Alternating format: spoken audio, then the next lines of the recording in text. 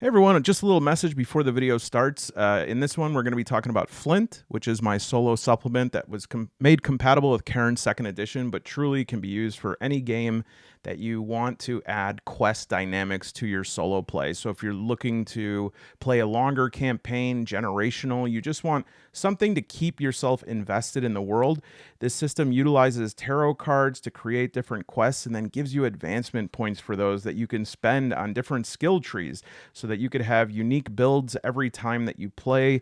And 75 pages, full color. As a little treat for those watching this video, the first 100 that click the link below in the description will give you 20% off the purchase of the softcover print on demand. Hope you enjoy Flint, and I hope you enjoy the video.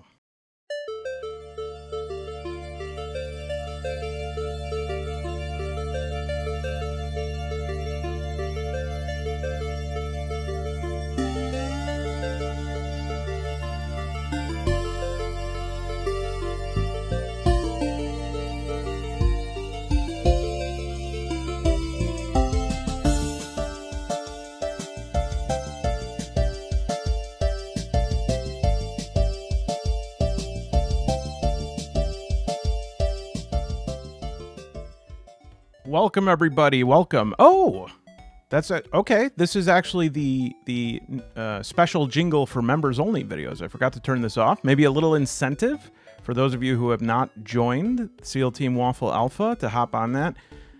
Just for $3.99 a month, you'll get not only this special jingle, you'll get the members only videos that begin with it. This last weekend we had Pendragon, episode 15 of my playthrough of that. Last Friday, we had Mr. 55 and I did a podcast episode that's bi-weekly. Should be. And we played through Desperation, a card-based, death-focused RPG. It's really funny. And of course, the members-only Discord, which we want you there, please. So hop on. I calculated this. You know how they say, like, oh, for only the cost of a coffee or whatever. Forget that. The price of membership is 1/19,538th of a Porsche Carrera. I mean, you got that's a steal. Okay, so please hop on board and join the hundreds, if not 109s of people already there. Today we're going to talk Flint and Cairn. So Flint, for those of you who are not aware, is the supplement for Cairn 2nd edition that I created for solo play. But the title of this video, of course, is How to Maximize the Fun in Your Cairn Session. I hope that's the title. I hope I remember that. And so I don't just want to make this an ad for Flint. Although I will admit, I'm very excited because we just finally got the softcover print on demand available. And now through the end of the month, there is a discount link below that you can get 15% off. And I hope you will check this out. 75 pages of so many different ways to enhance your playthrough, not only of Cairn, but any OSR game. And really any game.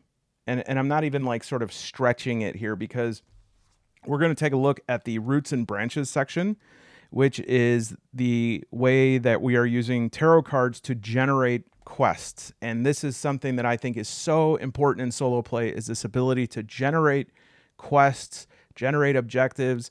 And I created a system in which I added sort of like an actual point system for the quests so that it's not, if you're somebody who, a lot of people are just from objectives alone, they're really driven towards that endpoint. But if you feel like in solo play ever, like, what am I working towards? Well, the completion of the quests allow you to travel up one of 4 skill trees aligned with one of the 4 suits of tarot cards. And there are limitations in terms of, as you go up the levels, you have to start to specialize after a while. And so you're going to develop a build with your character. And so this also creates some opportunities for replayability where you can have a character who's more sorcery based or more melee based or whatever it might be. First, I just want to remind everybody how to play Cairn. It's a very simple system. Yokai Gal, who is the creator of this, goes, out of his way to make it so that as many people as possible can get this system. And so it's now available. I believe the Warden's Guide is now print on demand as well on drive-through. If you already purchased the PDF for Flint, you should have gotten a message in your drive-through account about how to sort of like apply some of the costs you paid for that. Hey everybody, I just wanted to pop in really quick because I didn't explain this well enough in the video. If you did buy the PDF previously, you should have gotten an email just about offsetting the price of buying the print on demand between now and the end of the month, June 30th, 2025. So if you didn't receive that and you're watching this video right now, please shoot me an email just so that we can get it straightened out.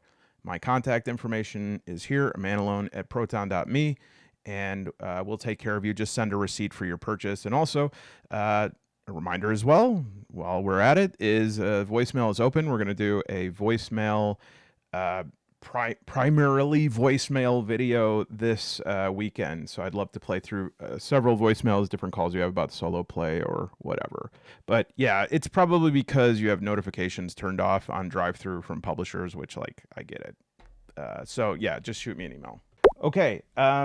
So as promised, I want to show you some ways to make this more fun, make it more special. Because for me, and I know that other people feel this way because people have reached out and said so, it is about like that first 10 minutes of solo play. If you can get past that first 10 minutes, then you have the time of your life. But it's hard, you know, and I think about with painting miniatures. I posted one I guess yesterday of one that I did of Judge Dredd, and I just loved it. And at the end of it, I just felt such like I just love it. I just loved looking at it. I was so happy with it.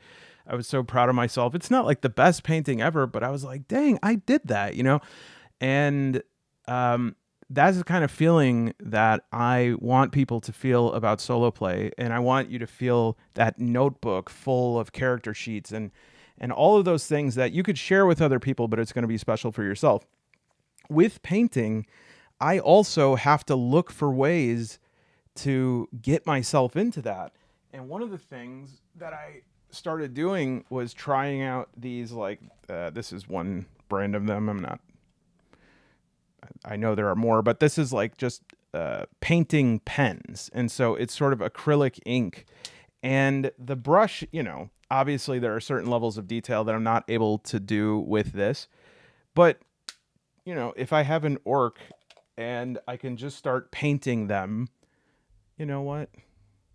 You know what? I don't got to create this whole area. I'll just put down a map of Duskfall from Blades in the Dark, and right there I can pop it off and just start creating yet another one of the boys, right? And so what I'm saying with this is I try to find ways to get myself past that first 10-minute barrier. And part of that is, you know, making it easy on myself, right? Having tools and stuff that, or methods that are in place for me to start playing. But the other part of that is knowing that there is something special waiting for me, some sort of special thing that I get to use, that I get to admire, that I get to create, and really tapping into like what is special for you, you know, like what is it for you that really gets you going? You know, are you a person who likes to have things that you can present to others or share with others? Are you somebody who really enjoys things that allow you to test yourself or challenge yourself? Or is it just something that you want to sort of flex your creativity with? Whatever it is, you have to find that because you got to get through that first 10 minutes, okay? All right, I got to stop myself after this, but I just want to show you this marker right here, gunmetal. It is like the coolest because you don't really see, let me see if I can get it good. You don't really see what it does because it's just like the same color, but then it just gives, I mean, it's gunmetal. Like when you're done with it, it literally, can you see the difference there? Yeah, just a little bit of, I'm gonna put a little bit of silver on the spikes here, then I'm done. All right, so that's like the max that I can do with these markers right here. I've definitely got to do some blending and stuff, but getting through this, I'm like, it was hard for me to stop, right? I had to like pull myself away.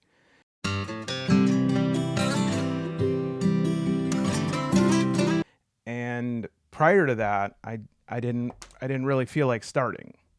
And so this is what I'm saying here is we need to get through that first 10 minutes. And so with that in mind, well, what's the first thing that we got to do? We got to have a character, right? We have to have a character sheet. To me, the character sheet is where really number 1 and 2 come in. And to be clear, this list is the maximum fun list. The things that will make a sitting down to play solo, you know, this is something that comes up all the time. How do I actually do it? What do I do? This is the list of things that'll make it irresistible. You won't even be able to stand it. You'll be thinking about it all day. What are you thinking about, Craig? You got to get your head in the meeting. Oh, sorry. I was just thinking about playing Cairn 2nd edition using Manalone's Flint solo guide. Craig, this is the 10th time this month that you've been talking about Flint. Is that his name? No, his name's Manalone. It doesn't matter, Craig. Okay, you know what? I hate to do this, but I need you to get your stuff. Hey, come on. Come on. You know, I'm just hitting a bad patch. You know, it's always a bad patch with you, Craig. But that bad patch is starting to translate into our bottom line. All right. Sorry. Craig walks out of the room. Do you guys think I was too hard on him? No. I think you had to do that, Marty, because Craig keeps talking about Flint. What is this Flint anyways? And why am I in a room with a bunch of my clones? All right, so the character sheet is where this starts, okay? In my opinion, this is where both of these can start. And boy, would I love to keep this character sheet, because I believe that this is, in terms of Jorma and who he is becoming in my mind. For those of you that don't know, Jorma is always my character's name, and he's beginning to become a definitive character. Kind of talks like this, like, yeah, we're going to play Cairn today. Okay. So you won't tell me what a Cairn is? Anyway, so I would love to keep this character sheet. However, the first thing that I want to introduce to you, this is a Cairn innovation that is going to blow you away. So it is using the Mouseritter Inventory. I mean, because it fits anyways, right? And don't get me wrong, I have Cairn like prepackaged character sheets, which prepacked sheets like those definitely make me go gaga. But with this, we can actually use like little tiles and stuff. And this is available on Itch. And I'll put the link to this below. But what you're able to do is track your inventory. And also, like in Cairn, you can get fatigue that goes into inventory slots. So you can have things that you can have to swap out a tile for. And as far as Jorma, well, we can just transplant Jorma right here, okay? So we'll transplant Jorma over, and then you get a horse. You get 4 slots with that, right? A mule, a cart, a wagon, and then these are what they all look like. Now, I got very cheap a little perforator that I just run up and down these sheets here. And these are all these sort of like variety of Cairn equipment. This is like pulled right from the book, right? And so when you want any of them, I just sort of like, the perforations are already there, right? And then the fatigue, you just put that in the place of an inventory slot. Things that take up 2 spots right there, armor, weapons, etc. And it'll say like the strength on the bottom right. One-handed. And if you know, stuff's going to come up that's not there. So some blank sheets you can pull out, as well as some two-handed blank sheets as well, although those I did rip up already and like put inside the little thing here. But yeah, so, you know, if you have, for instance, a full inventory, you have this air bladder here in spot 10, well, you'd have to use it or drop it because this slot has now been taken up by fatigue. All right. And so, again, for me, this is just like, I am a very tactile person. I'm a very visual person, and I have to figure things like with my hands in real time. It seems like a minor thing, but it just makes it so much more excellent. And then additionally, just the idea of getting like an animal or a cart or something and having those extra inventory slots. It's an amazing feeling. It's like if you ever played Don't Starve, when you get like that little jumping pumpkin guy. And if you haven't played, I think that's one of the weirdest things you ever heard. All right, I'm going to jormify this sheet really quick. All right, now you see that in addition to the name and the picture, I also put deprived up here. Now, why did I do that? Because deprived is already down here. Well, because, and I'll, as we get into Flint, I'll explain one of the things that we do in Flint to make it more solo friendly is we add a fourth attribute of presence. Okay, and so we're going to put that down here. So we'll put that here. There we go. So we have our 4 traits, and we are ready to create a character. So as we go into character creation, we're going to be rolling 3d6 for each of the 3 attributes: dexterity, strength, and willpower. And then, of course, we added this additional stat of presence. And really briefly, the reason why, and I do explain this at the beginning of Flint, called a note on presence. The reason why I create presence is because, you know, a guiding principle of a lot, especially OSR type games, is like, don't roll up perception. You know, don't roll up a character's ability to figure something out or to deduce something or see if somebody's lying, because those things, you're the GM. Let them ask questions. If they're correct, they're correct. If they notice something, they notice something. And that's cool for group play when you have a GM that has a separate brain. But for solo play, it's a bit harder to do that, or at the very least, just like less fun to say, oh, I think this person's lying. Is that person lying? You could go to an oracle to do that. But personally, I like to do saves as much as I go to like an oracle dice or something like that.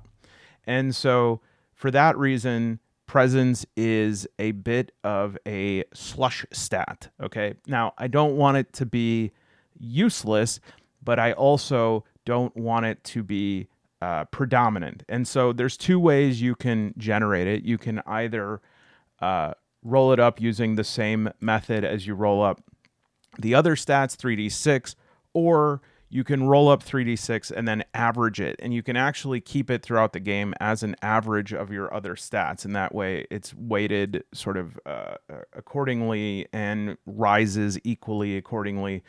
But presence is to be used for those things where it just doesn't work to use strength, dexterity, or willpower in solo play to make a check. All right. Just like the things I said. Is there anything in this room that I notice that's amiss? Is there something that I can detect on this person's face to indicate they're lying?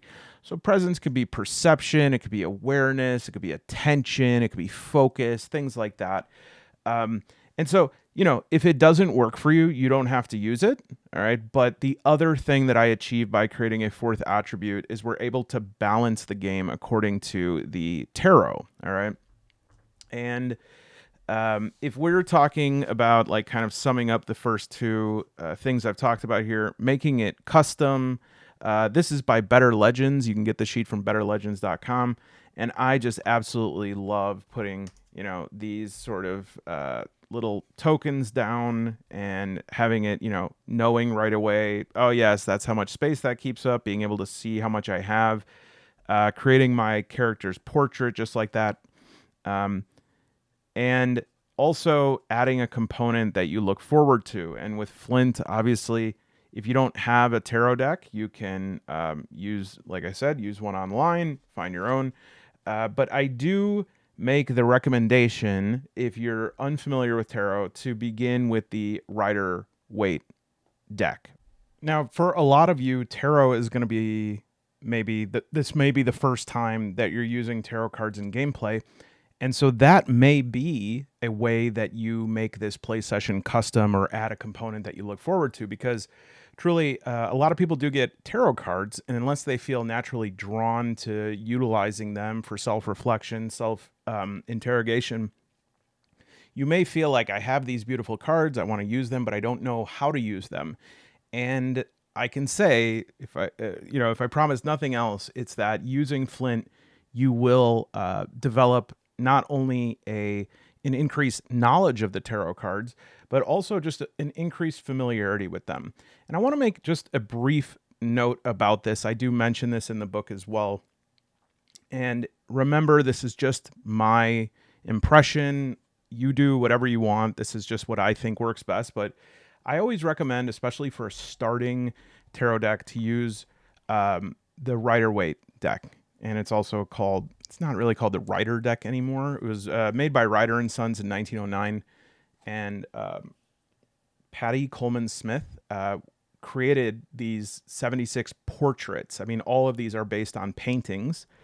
And there are 22 major tarot and 54, major arcana and 54, did I get the math right? Minor arcana. And the major arcana are very powerful cards, and they're treated as such in readings as if they show up, as well as in Flint, right? They represent like big moments. Sorry, this is a newer deck. They represent big moments and big changes and some major developments. Okay, and there is, I think, some people, if they don't have tarot and they're not interested in the spiritual or any sort of mystical aspects of it, you may be of two minds. If your mind is, I just want the simplest, most widely available, often the cheapest deck, I think you can get these for like $8 on Amazon. The Rider-Waite deck is the right choice for that, in my opinion. Some people, however, will say, well, if I'm going to get tarot, I want to make sure I get ones that I really like. Okay. And so you might say, I want to get puppy dog tarot. Okay. And look at the cute puppy dogs. I love them. I love puppy dogs. I love tarot. My thing about that is that one of the more intimidating things of learning tarot is this, or it's intimidating, but it's not totally true. The thought is, boy, I have to learn what all of these cards mean. And over time, you will.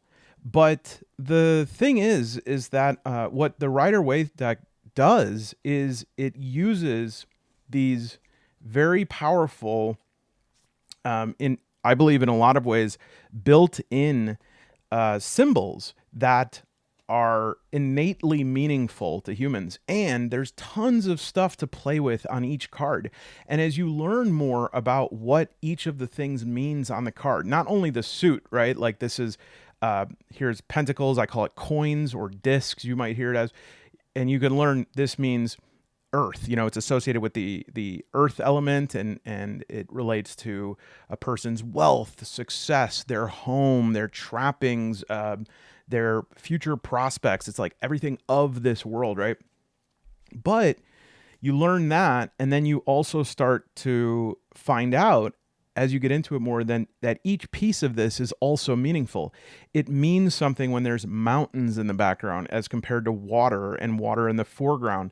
Trees mean something.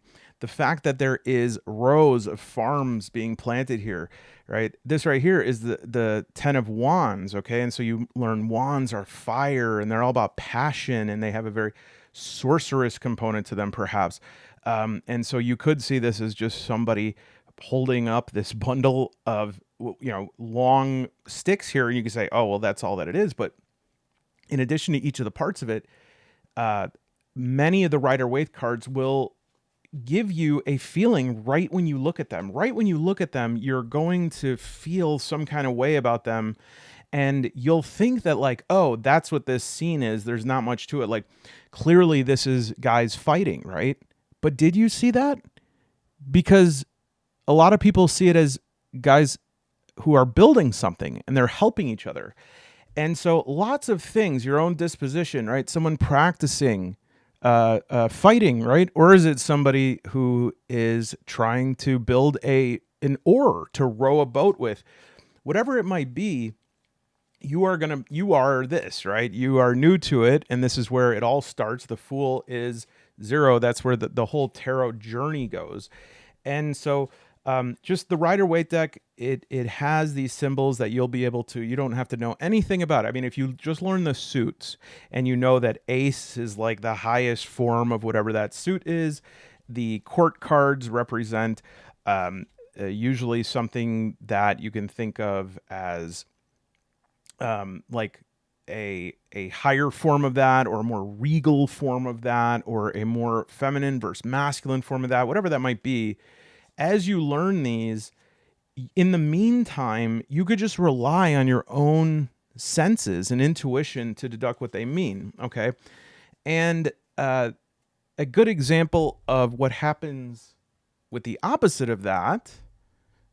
So this was the tarot deck that came with Citizen Sleeper, and it is a marvel of minimalist design, and what it is used for in the game, you know, it's not requiring that sort of symbolism. It's an oracle deck, but, you know, I assume this is swords. Maybe not, I'm not sure. But then the major tarot are characters from the game. I definitely wouldn't associate Harden with the Emperor. I think it's just using that knight. Yeah, that's an... Okay, so some of these make more or less sense. It depends how familiar you are. But this is kind of the puppy dog problem, is like, okay, 5 of discs is what? How are you able to know what that means, right? Unless you speak in like binary, you know, ratios or something like that. It doesn't really mean anything. And then you could say, oh, well, no, this card's better because it actually has like the words for the oracle on the corner of the deck. Sure. I mean, if that's what you're going for, then go for it. But let me just explain why tarot, to me, as a dude who, my goodness, gave a... it was one of my favorite reviews. You can go out and drive through and look at this, but it was basically like, I don't like Man Alone. I don't like his shtick. I don't like his ploy. And he's trying to force us to use these tarot cards, which I don't want to do. But also, I buy everything he puts out 4 out of 5. And I was like, that is the best review, where it's like, I don't even like you, but you did some good work here, right? And so the reason why I choose tarot is because oracle decks that give you a word, they do have a certain level of abstraction. There is a creativity involved in that, right? Like the card I showed you, it said endure on it. What does it mean to endure in this situation? You know, for some people, it could mean facing a great problem in your life. For other people, it could just mean finishing the race or whatever it is. But when you look at tarot, specifically Rider-Waite or any other that are made by somebody who is in the study and practice of symbological sort of connective thinking, when you do that, your mind knows these symbols that are going to come up, that are going to be made obvious to you. They are going to resonate within you, and it is going to reach into your subconscious. All right. And you can only reach your subconscious when you're not paying attention. Okay. And so by, beholding something like this, you are opening up this deeper part of yourself. And what is going to come out is the essential human capacity, which is storytelling. You have in you an amazing storyteller. Every human's an amazing storyteller, but it's our conscious mind that gets in the way of that. Am I saying it right? Am I using the best words? Does this make sense? All that. But in our mind, if it's just unfiltered mind, it is made of story. That is what thought is. And that's, in my opinion, why we like music, because it's like the sound of thinking, right? And so This to me is a way to sort of like flash some sparkly keys so that your conscious mind looks and then your unconscious mind can evoke these things out of you. And what you're going to see, what I hope that you will find with this, is that you have a story in you, and you don't, the trick is not to like make it all work in this solo session. The trick is to get the hell out of your way and let your subconscious mind ply its trade, because it's really good at it. Okay. But again, you make the choice you want. This is another one right here. BB got me these. I really actually love just how useful these are. This is called the illuminated playing cards, and it's 2 decks. And if you put them together, you can create an entire tarot deck. They do have like some level of symbology on them, and they're also very special for me because she knows that I am colorblind, and so it's easier for me to differentiate the different, I believe it's just 2 or 3 tones on these cards. The only problem with these, why they're not preferable, is because in order to combine the 2 decks, they have to have different, but we're not like wagering or anything. So I know that when I get to this, I'm about to have a major Arcana card. It's not like I'm like, oh no, I've got a double, like it's okay. A major Arcana card, the world is next.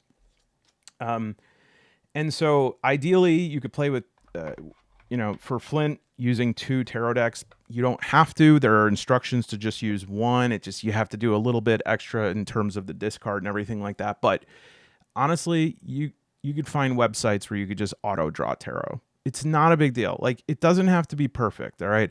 And honestly, that is one of the things that I want to add to this. And it's not supposed to, like, it's not on my written list, but don't forget that you are the boss. Who's the boss? You're the boss, okay? And so one of the things that you have to sort of do to have an awesome solo session is exert your will. And it's almost like breaking in a horse. You have to show it that you are like powerful enough for it to serve. And I think when we get, and I see this when I play Pendragon, and one of the things that I do is I get so wrapped up in like, what does Pendragon want me to do? What does this game want me to do? What is Greg Stafford? What's his instructions? And I can't do that. I have to just be like, this is my game. And so I have these resources to help me, but it's mine. And then you don't get so worried with like, oh no, did I do that right? Is that the right way? Yes, you did it right. You did it. So it makes it right. Okay. You can eat these.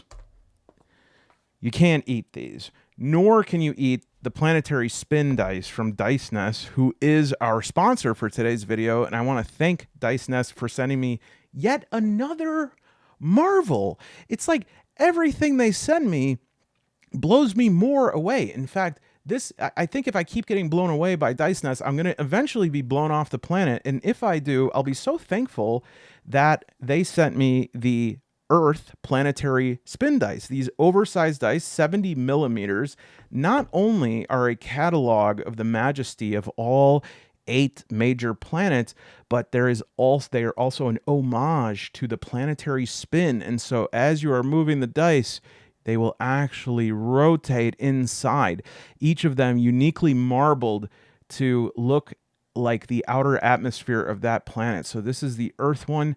I don't even know how it works anymore. You know how I say this often, like at a certain point, science is so advanced that it's indistinguishable from magic.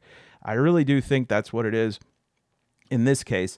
And Dicenest, they say that they make custom one-of-a-kind dice, and I say, okay, you have a couple good ones, but how many custom one-of-a-kind? And then they send me another, and I go, I am so sorry.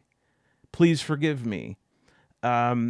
Please let me keep my promo code. And thankfully they did. And so just a reminder that you can not only get 20% off your order from Dicenest using promo code MANDICE, not DICE, man, DICE alone, and follow the link below. If you click the link below to get there, and use the promo code, you will not only be getting yourself some premium quality dice at an amazing price, you'll also be supporting the channel. And as I've said before, and yeah, this is a little bit of emotional blackmail, but I have earmarked all the money I make from Dicenest to be money for BB and I's honeymoon. So we very much appreciate it. And, you know, hey, look, you buy a planetary spin dice, that could be a chicken tetrazzini. If you don't buy it, it's going to be a McChicken. Which there's no shame in eating a McChicken on your honeymoon, but, you know. Unfortunately, we will not be using the D20s right away to roll up our character's attributes. We're going to be using 3D6, and we might as well just do that right away here. So we have 3, 7, 10. All right. So that's Dex. Come on.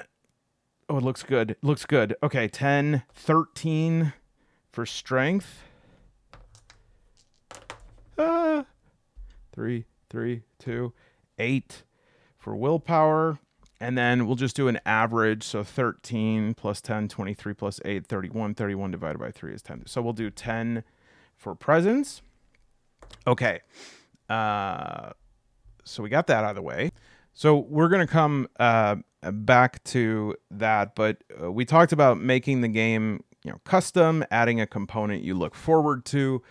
And then for number 3, I talked about, you know, sort of asserting dominance over it, but I don't want to say asserting dominance is a key to a session. So we'll call this one the Rat Pack rule.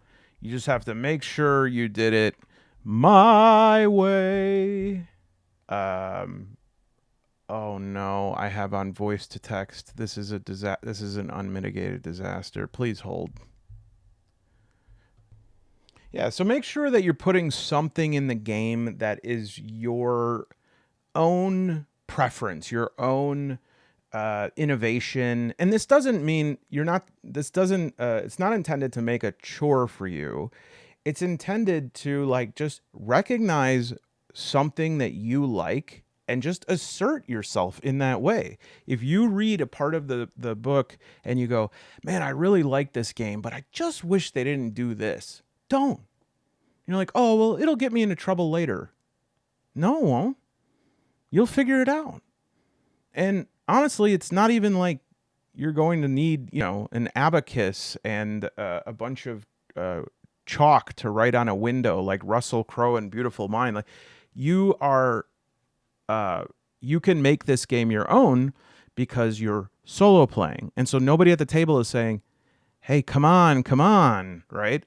This sort of puzzling over it, it's worth it to make it something that you look forward to, okay?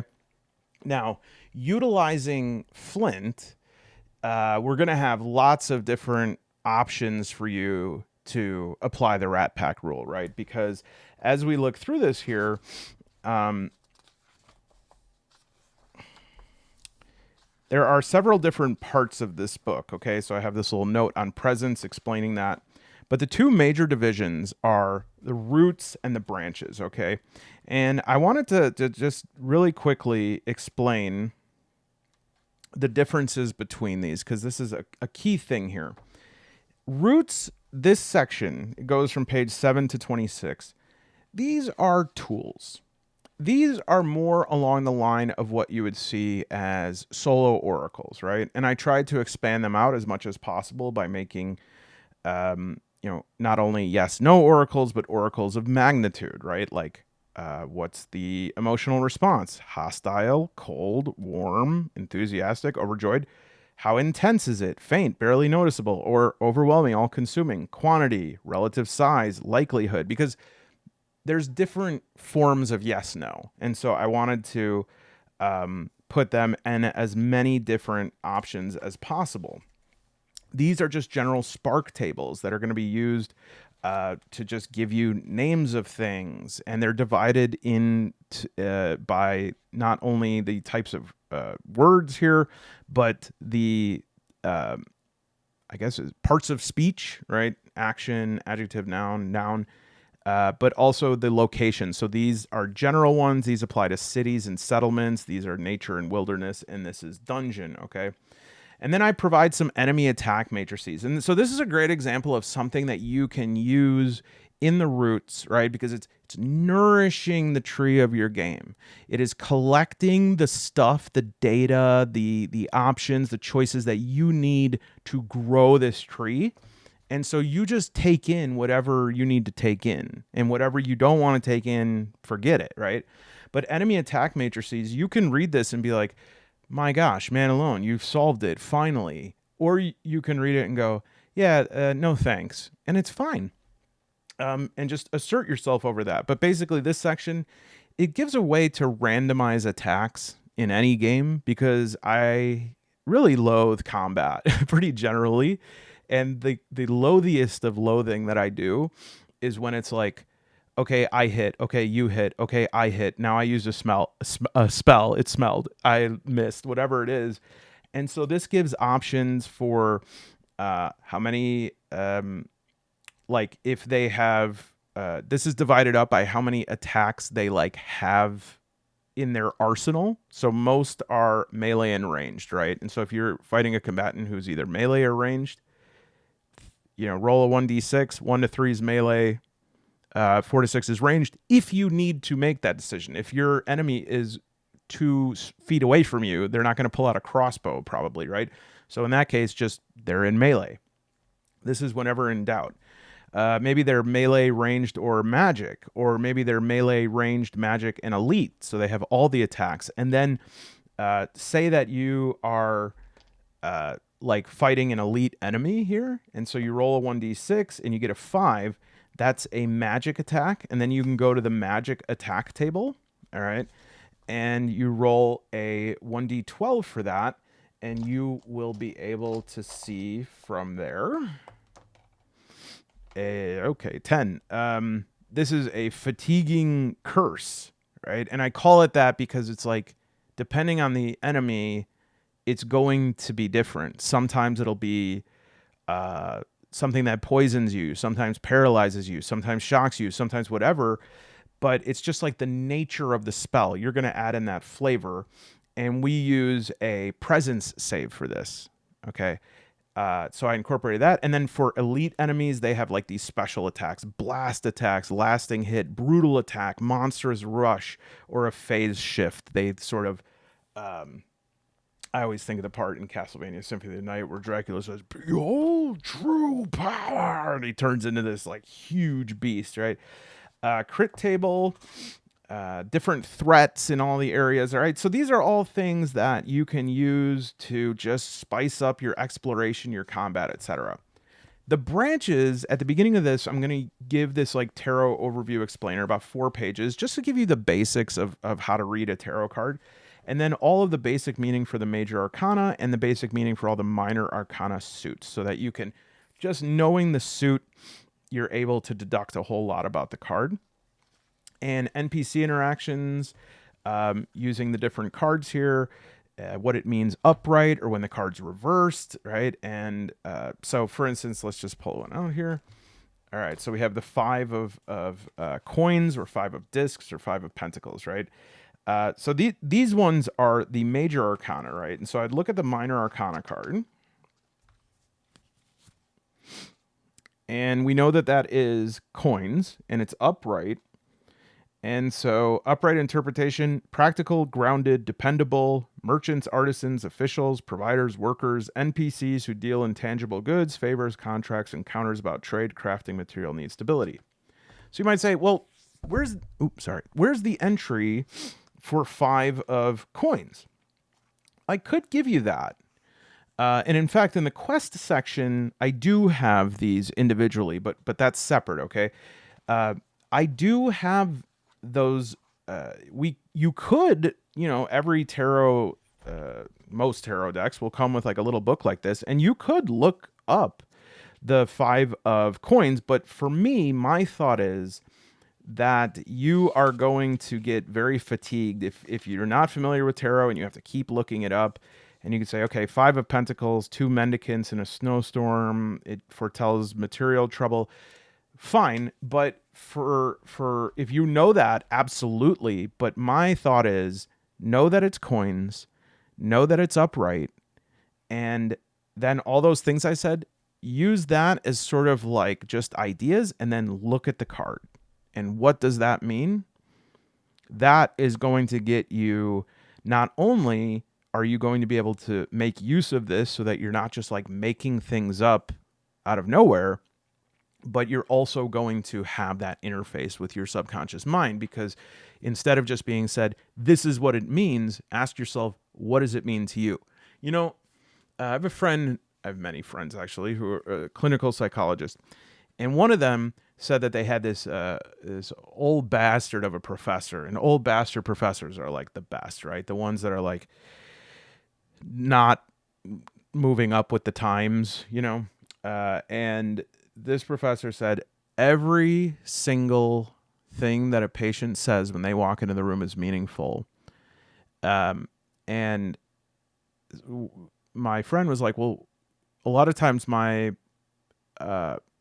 patients, my clients will walk into the room and they'll say something totally banal because they just want to start a conversation. And he talked about how every choice is important, but especially in terms of words you choose, but especially the choices that happen when you're not paying attention to the choice you're happening. So it's like, oh, you talked about traffic, or you talked about your job today. And so my friend would say he used to try to move through that and to get to the meat of it, but instead he started pursuing that and just being like, traffic was tough. It's terrible. It's like, why even make a highway if it sends people in the wrong direction? You can't get off of it. It's like, were you feeling angry? Yeah, I mean, it's just, you know, it's like I'm stuck. Yeah, I mean, it maybe won't be that direct, but I'm trapped. I can't get off. I don't have control. And maybe it's not going to be like this perfect metaphor for those things always, but allow that thought to unfurl and just see where it goes, rather than being like, ah, yes, the traffic. Well, anyways, let's talk about your childhood. That's your conscious mind. When your conscious mind steps in, you're going to start writing a story. And if you're really good, you know, if you're John Steinbeck, then yeah, great. But most of us are not. We're like Don Reinbach, okay? And so we need to allow the unconscious part of ourselves step up and do this and be amazed by it, okay? And so that is a little bit of a part of the branches that feels a little bit like the roots section, but I just created that because the NPC interactions and stuff like that, I feel, are things that you use, you draw upon things about the setting, about your characters, to have those conversations, as well as the growth of your player character. But it's really here on 36 where I explain how the branches work, okay? And the cool thing about this is not only does this create a quest system, but it also creates incentives, right? And this is the reason that I have people use 2 decks, is because I would preferably keep the quest deck or the roots and the branches deck differently, because I want you to be able to run through the roots without like worrying about the balance of the deck or coming across things. Like, I just want you to be able to use up the roots until they're spent, right? And then as soon as they're spent, I want you to flip them over, shuffle it 4 times again, and then use it again. Whereas the branches, you know, I would prefer that we're not sort of crossing streams here a little bit, all right? And so what I mean by this is, and I'm just going to, for the sake of clarity, pretend that this is the branches deck here, or consistency, I should say, is you're going to, every 6 days, or if you finish early, every 3, you could do it after 3 days, you are going to pull a quest card, all right? And these are truly like the branches, all right? Let me actually zoom in here so you can get a better look. The other reason, sorry, I forgot to mention this. The other reason to keep a separate roots and branches deck is because the branches deck should be divided between major and minor arcana. Okay, so again, you're going to have ace through king as the minor arcana, and then you're going to have these 22 really powerful cards. And in Rider Waite, you're going to be able to notice them because they're going to just have the moon on them, right? And you could have court cards will have the name of them. Ace is just like the highest embodiment. So cups is about spirituality, about depth, about the subconscious, the deeps of ourselves, our spiritual wellspring. And so an ace is just pure that, right? But when we talk about the court cards, we are talking about pages, knights, queens, and kings, okay? And these court cards as well, they're worth a little bit more consideration, but they're not necessarily major. Sorry, that was not a king. Well, you get what I'm saying. The major Arcana cards are a story. And I'm going to put this in order for you so that you could just generally see the path of it. All right. I'm going to tell you the story of the Fool. Okay. And I'm going to tell it to you in a way. I'm telling it to you in the way it was told to me. But of course, the way it was told to me has been filtered through me and my experiences. But I believe that if you can really hear this story, you will understand the entirety of the major arcana and what the tarot is really about. I will admit that I learned about this while I was in recovery, becoming sober. And so I think that the story probably reflects that to some extent, but just from the standpoint of really understanding this, okay? In the beginning, there was only the Fool. Young, open-hearted, blissfully unaware, naive, but too naive to even know he could be naive. He's got like a little pack slung over his shoulder. He's got a flower, just innocent. He steps off the edge of the world with no plan, but he just trusts. And he's ready for this journey. And this journey is going to be a birth of consciousness. It's going to be a beginning, but the beginning of what? The beginning of becoming. All right.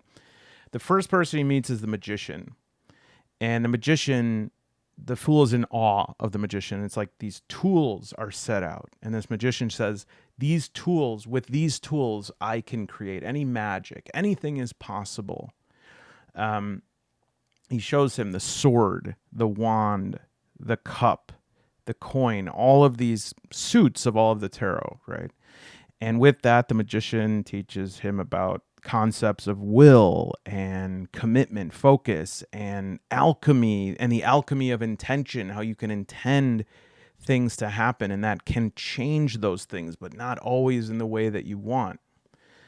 Beyond the magician is the high priestess, and the Fool is very excited. You know, the magician showed me all of these incredible tools. What tools do you have for me? And the high priestess says, nothing. He says, oh, I'm sorry. The magician told me I should talk to you, and I wanted to know. He said, you can show me something very powerful. Do you have tools like him? And the high priestess looks at him and says, nothing. And this is where the Fool listens. And in the silence that the high priestess offers, the Fool is finally able to hear something, barely, for the first time, and that is the inward. The Fool is able to listen to the inside of himself. And the high priestess beckons for him to go. And the Fool has no choice but to respect the silence, respect that which is hidden. And yet he feels as though he knows something, and that she knows something, and that perhaps she knows everything. But surely he doesn't know that too, does he? And so is the first step of the birth of the Fool's intuition. And from this mystery, vexed as he is, troubled as he is, from this mystery, he's born into true form. Birth, almost, it feels through a rebirthing through the canal of the Empress, who nurtures him like a baby and is caring and intimate and such sensual caress and such love. And that little cocoon of embrace. She loves him no matter what, teaches him love without condition.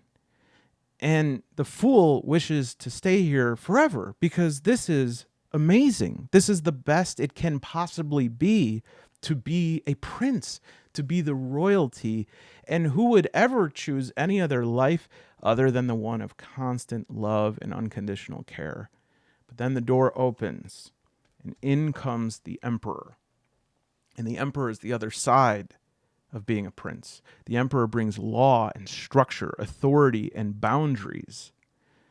And through him, the fool learns that with that comfort, with that caring, with that tenderness, there must be stability and order, or else one will never do anything. One would never even participate in the world.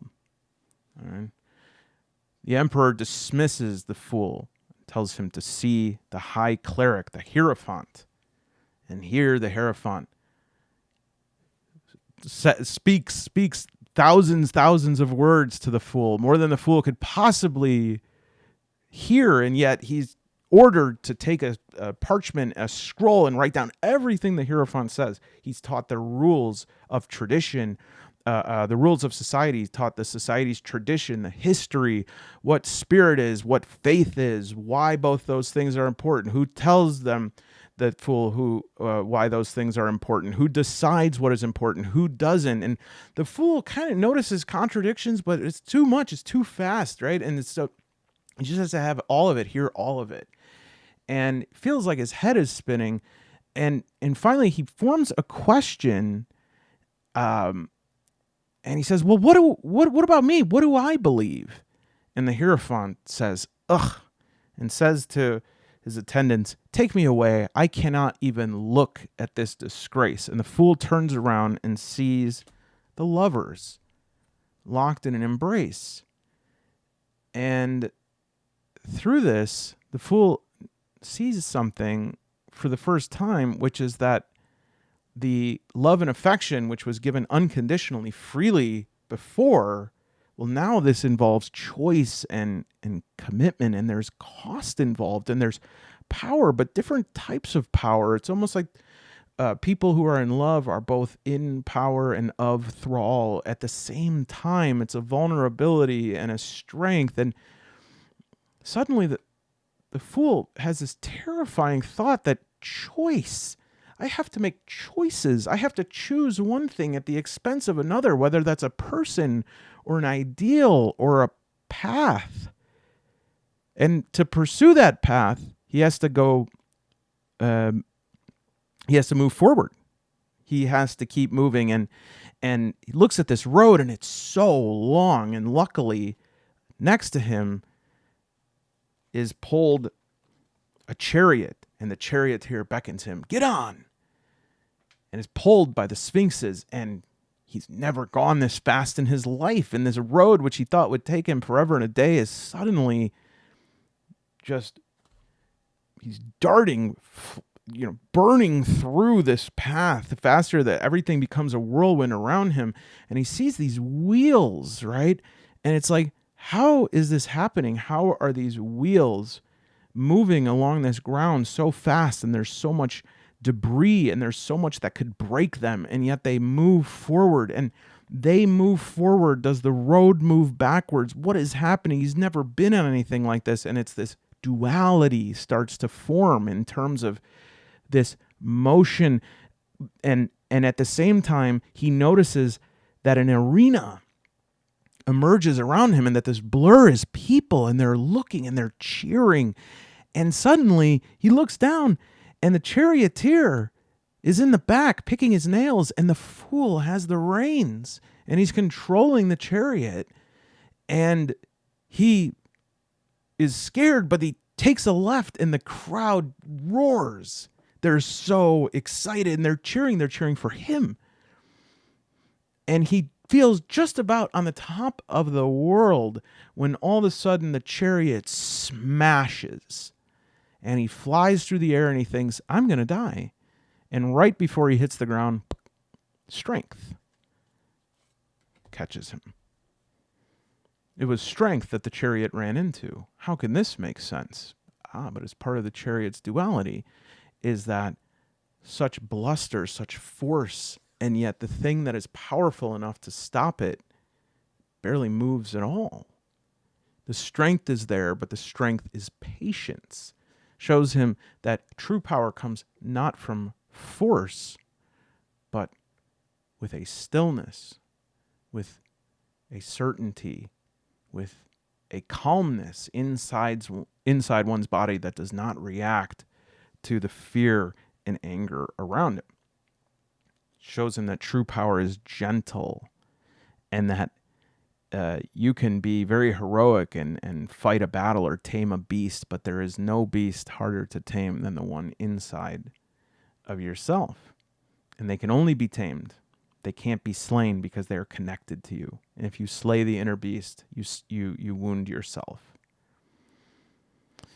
And he feels quite sad, but then he feels bad because along the road he sees an old man, a hermit. He walks alone, and the fool feels this is just wrong to have an old man so close to the end to walk a path like this alone. And he has a lantern in his hand, and it's getting dark, and so the fool says, I better walk with him anyways. And the hermit shows him solitude and reflection, and it reminds him of the high priestess and says, I knew her once long ago, and she taught me to seek truth in stillness. And the fool says, but is this not where stillness brought you, alone and sad? And the hermit says, yes, I am sad. And then he reaches out a hand and spins a wheel, and the wheel comes up a different way than it started. And the hermit turns with a smile on his face and says, and now I'm not sad. Now I'm happy. And each day I spin it anew. Life turns, the fool realizes. Joy becomes sorrow. Sorrow is joy. Nothing lasts, but nothing is lost. He's troubled by this. He says to the hermit, how can this be? How can things be so impermanent, so fragile, brittle? How? And the fool says, but don't you understand that there is a score? There is a balance, and it is justice. He keeps the balance, and justice weighs choices and actions and the consequences of those. And the fool says, it's nice to meet you. And justice rises, smile on his face, looks very imperious, very important, holding scales perfectly balanced. And justice says, it is nice to meet you. You are guilty, and you need to join the others. And he looks and he turns around, and he sees in his horror the hanged man. And from afar, he walks what he thinks is the last steps he will ever walk. And he can barely understand it. His mind can barely even comprehend the fact that as he gets closer to this hanged man, is he smiling? No, he's glowing. He's beaming. And he's upside down. And the fool says, Sir, do you need help? Can I take you down from there? And the hangman says, of course not. I'm finally able to see everything the right way. He says, but don't you need help? You're going to die. He says, no. I'm surrendering. It's different than death. He says, how is it different? And the hangman says, well, you can go ahead and ask him yourself. And riding behind the fool, he sees everyone, all the powerful, the Hierophant, the emperor, the empress, all beg at death, please, not me, not today. But the fool, for the first time, needs no lesson. He knows this lesson now, and that is that everything ends, and it's undeniable. And the only choice we have is to grieve. And he grieves. He grieves and grieves. And it is only through the clarion call that he lifts his head and sees, outshining the darkness that emerges from death, is temperance. And temperance says, here things blend, old and new, self and other. The only truths that anyone can use to fend off the darkness are balance and patience and the ownership and acceptance of oneself. And for the first time since he even set off on his journey, he thought, you know what? Maybe I'm growing. Maybe I'm becoming stronger. Maybe I'm no longer a fool because I know justice and I know temperance and I respect death. And yes, I am a truly powerful person. And just as he thinks that, rising up from beneath is the devil. And almost immediately the fool is tempted, chained with illusion, addiction, fear, all of these things. And the fool realizes very quickly he cannot resist any of these things. All the strength that he thought he had, once again chained. Why? How did I let myself get there? So it's all a show. Oh, isn't that just you, the usual fool? You let yourself be completely chained and held captive. And he screams, can somebody let me loose? And he hears from above, yes, rise. He says, I cannot rise. I'm chained. He says, no, the chains are there to help you drag stones that you need. And you can wrap these chains around those stones. And brick by brick by brick, you will build a tower and you will rise out of the hell that you are in and you will rise toward the heavens. And the fool, so eager to get out of this place of just horror and suffering and pain, that he uses these chains and wraps them around everything, every boulder, every rock he could find, and builds and builds and builds. And soon he realizes, he built himself out of hell and he's still building upwards. And then he realizes, this is it. I can build towards the heavens. I can reach the divine. I can see temperance again. I can get even with justice.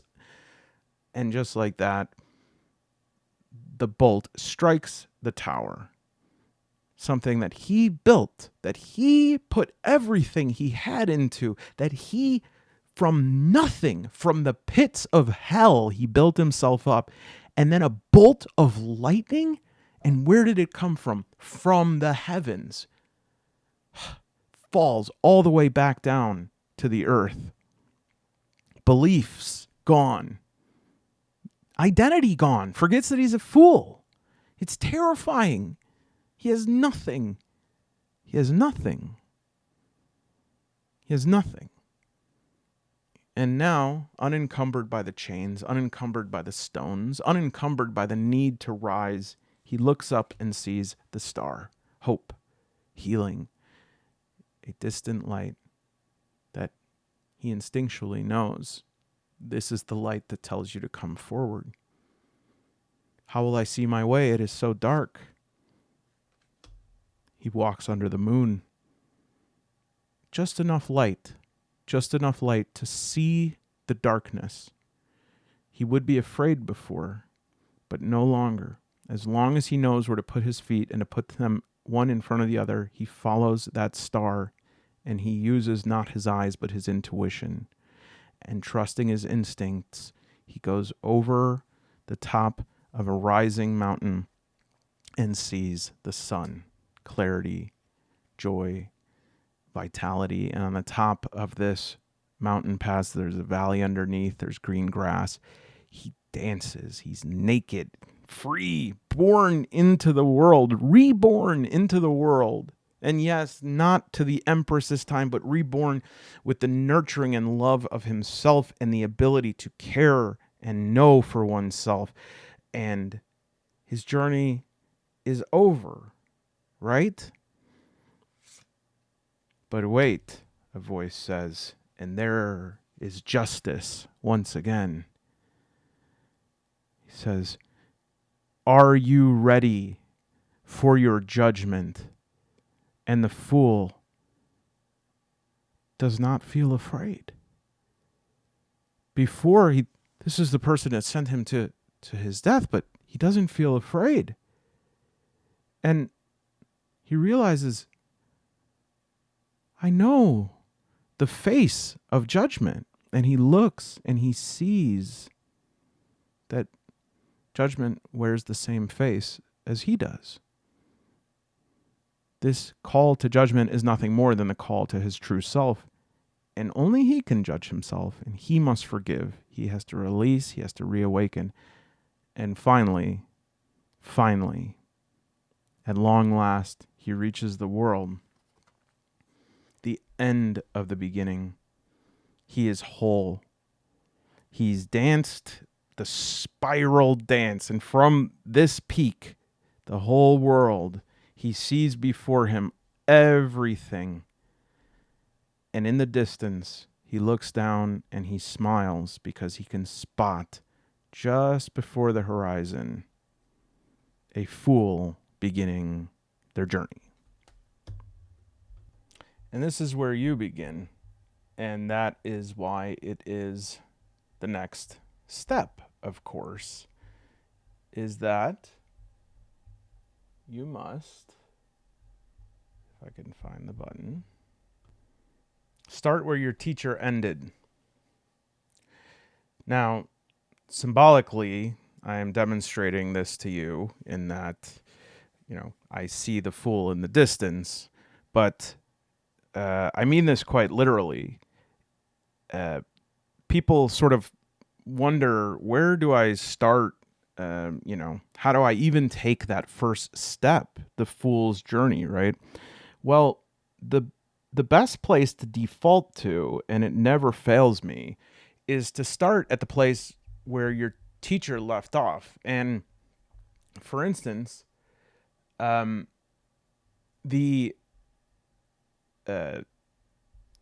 actual play that I used to learn was one from 2 or 3 months ago from the character was Amir Ibn, and it was from Legends and Dice Cafe, who did a great multi-part playthrough that I recommend you check out. And I even like to, as I did here, maybe cross paths with Amir in that world. And I'm not like consumed by the rules of that world. I don't have to say, oh no, I have to follow everything that was true in Legends and Dice Cafe. No, of course not. But what it does mean is that I have a starting point, and I can feel, rather than I have to create a whole new, fictional place, I'll just start where my teacher left me, because we always do that with everything, right? We shouldn't feel like, oh, no, I should make my own thing. You never made your own thing. You continued in second grade what you learned in first, high school and grade school, college and high school. Your person who mentored you or who trained you on your job, you trained somebody. You always lead off from your teacher. And it's fun. It's easy, and it makes you feel what is truly a magical thing that you could really only understand when you're part of this community, is the interconnectedness of all of it.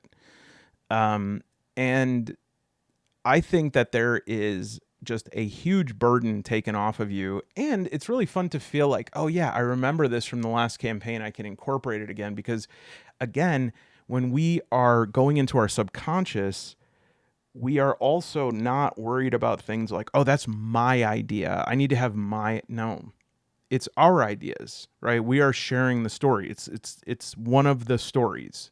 You just have to tell it your way. All right. So we want to make it custom.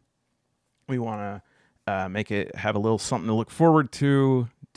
Make sure you do it your way. Start where your teacher ended. And actually, Legends and Dice Cafe is a great example of the next thing, which is to cross pollinate.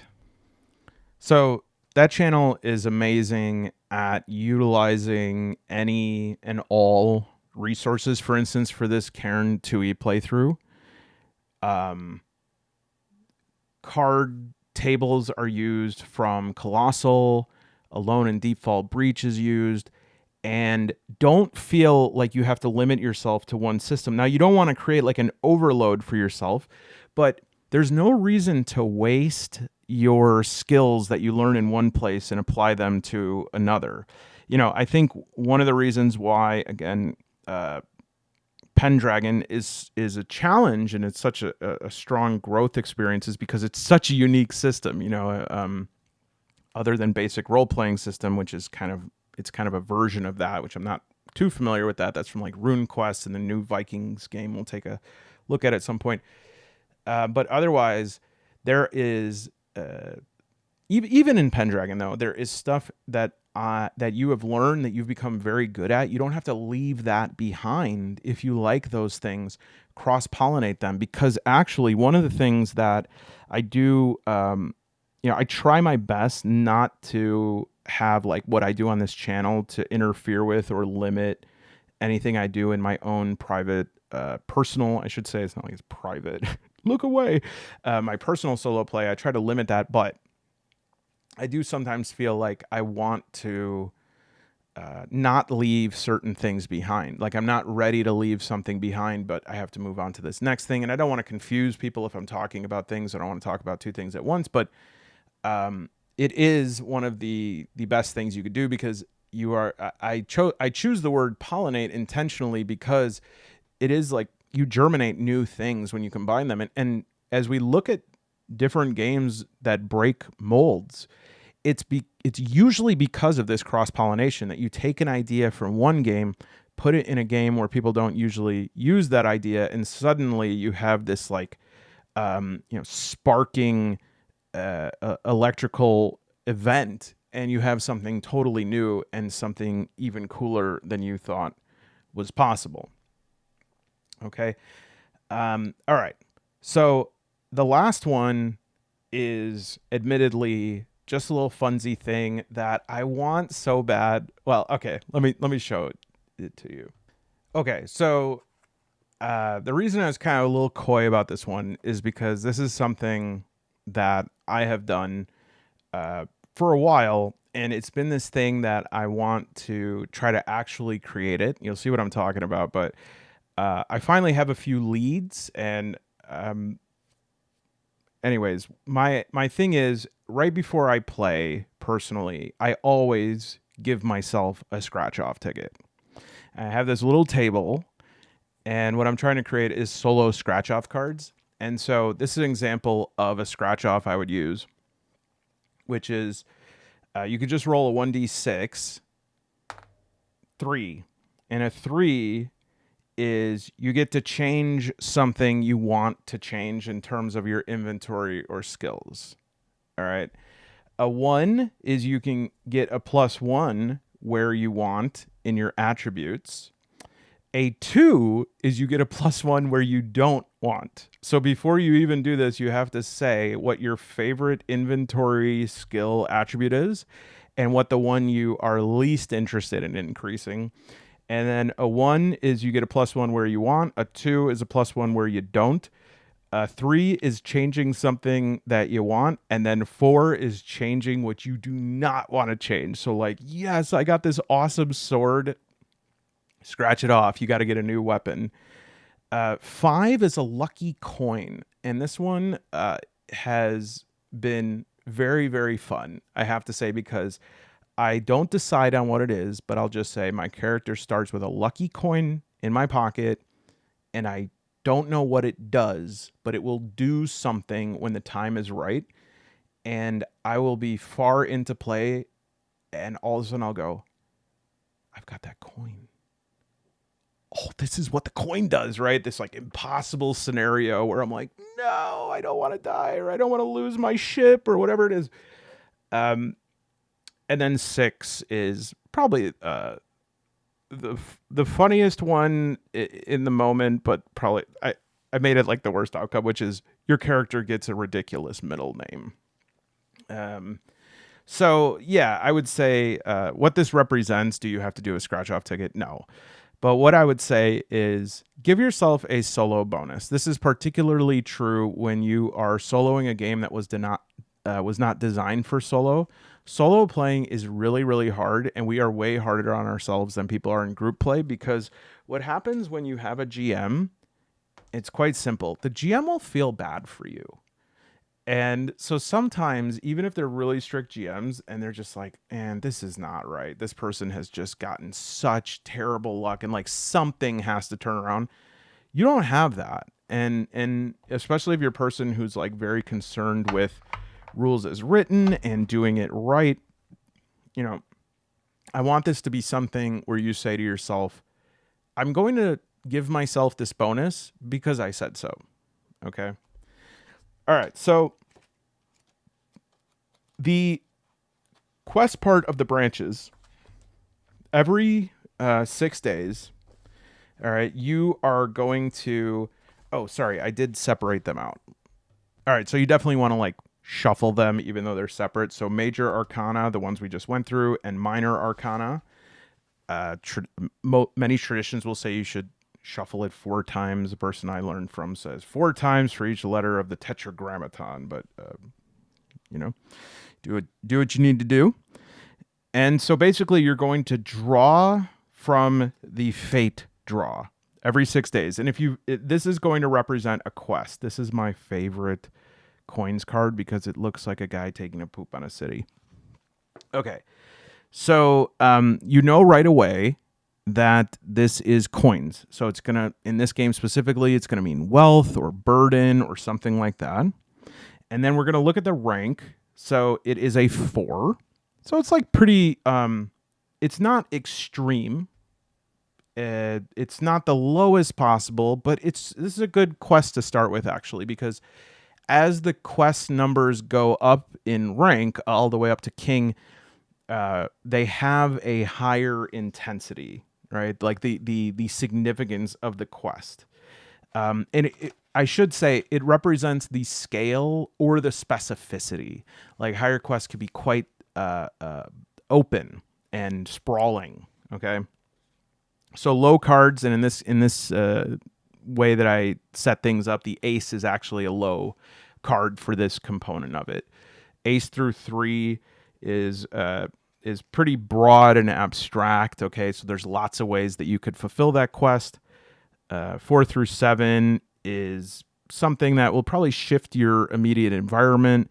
And then 8 through 10, they demand like a more defined action or a tough choice. And then court cards, they are introducing new forces, personas. They almost always are going to have, you are going to interact with another character, which is why I did put like the NPC guidance in this branches section. Or it could be an aspect of yourself, that's sort of like embodied. But these court cards can only be, are the only ones that can be reshuffled if you feel unprepared. Okay, so if you get a 10 early game, you got to do it. It's just like you got a tough quest. Whereas if you get a queen early game and you're like, whoa, this is my third, like I'm not ready, you can shuffle that back in. All right, just because some of them are a bit too specific and difficult. Each of the numbered cards, ace through 10, are worth 1 advancement point. All right. And you give yourself that when it's meaningfully fulfilled. You're going to have to decide what that is. So let's just take a look, just to have case in point here, of a 4 of coins. So a 4 of coins, protecting axes with swords. Defend a place unlikely to need defending. And so that is your quest, and it's aligned with, each of them are aligned with a suit, which is also aligned with an attribute, And then I give some like general sort of guidance on what sorts of quests these are. And it will have you engage with your mortal trappings. All right. So defend a place that seems unlikely to need defending. So you might have an idea based on your story, like immediately what that means. You're like, oh, okay, that's right. I was just at, I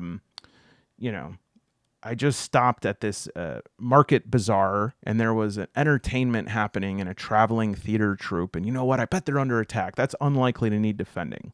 And you just implement that as your next quest. It makes sense. But in case you need a little bit of help, on the right side here, I just have these ideas. Just let your eyes go over them and see what comes up.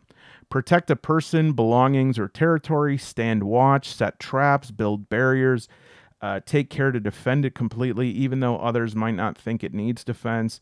This could be because it's already defended or because no one should care enough to defend something that doesn't have value.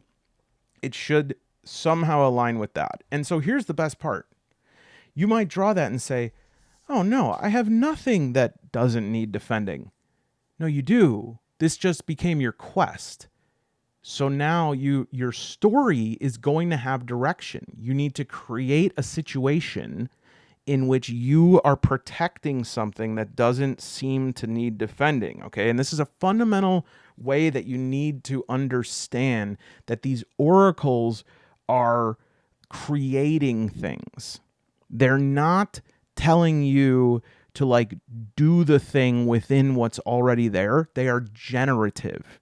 They're telling you what your next quest is going to be. And the trick here in terms of solo play is that this completely takes the burden off of you to figure out, how do I make this work out? How is this story going to work out? Don't worry about it. Just figure out a place that needs to be protected that doesn't seem like it needs to be protected. Make it up, right? If you're in a setting, if you're in a city, right, you don't want to make it up to the point that you're like, okay, that city's gone, another one falls on top of it. Like, in this city, I'm in this city. Do I know something like this? No. Okay, what is something that could be like this? All right, a market, the theater troupe. Somebody, how about this? Somebody who doesn't need defending? What about like a barracks that's full of knights? Nobody thinks they need defending. And you're going to then have that 6-day period to meaningfully fulfill it. And when you do, you get an advancement point, okay? And with 1 point at level 0, you can spend that on any of these. All right. Iron grip, that's under swords. Hexgraph for wands.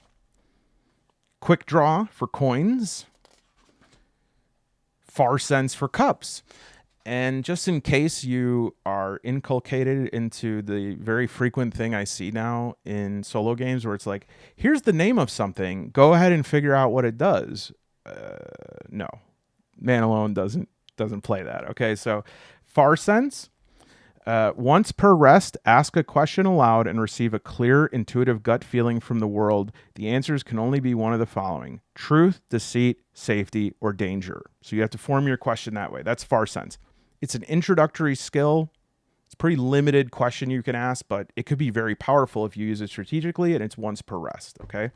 Quick draw. You may draw, stow, or swap an item without using an action in combat. That's a really good, but so you might think, wow, that's so much better than the other one. Just hang on a second, because there's more to this.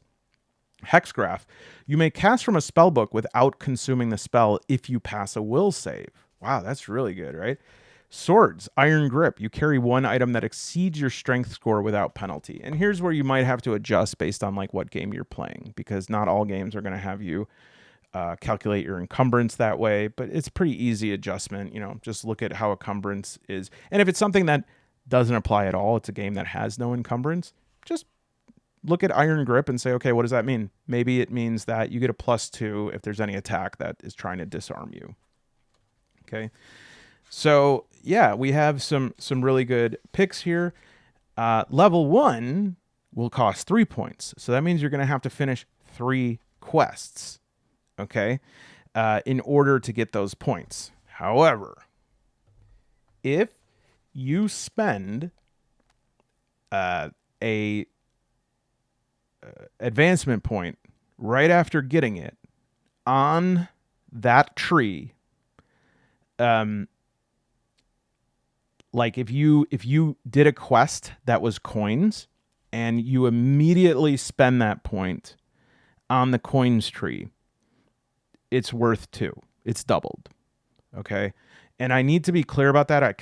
I regret that I wasn't super clear about that, because you're like, oh, do I have to tag all of my advancement points where they come from? No, this is kind of the gamble here. And this is what makes it tough. It's like, you say to yourself, you know, I just finished a quest with coins and it's worth 2. I really don't want quick draw, but you know, if I do quick draw with that, you have to spend it all. It's kind of like a weird airport gift card, you know. It's like $300 to stay at a hotel, but it's $300 whether you buy a $100 room or a $280 room.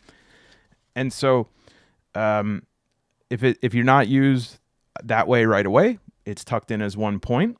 All right, advancement point spent in full. You cannot split a card's AP between trees if you're doing the doubling. All right. Now, here's what's interesting. You could say, well, cool. So you did like an advancement skill tree. You added some new skills. I mean, if you're that nonchalant about it, I mean, it's like a lot of skills that I added here. But anyways, what is one tree? 3, 7, 9. Yeah, so 13 times 4.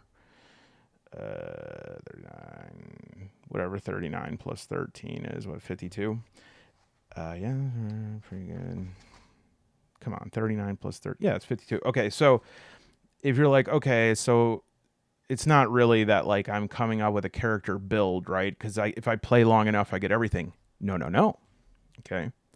When a skills of the first 2 levels can be garnered at will, each subsequent level beyond that allows for the advancement of 1 less skill tree.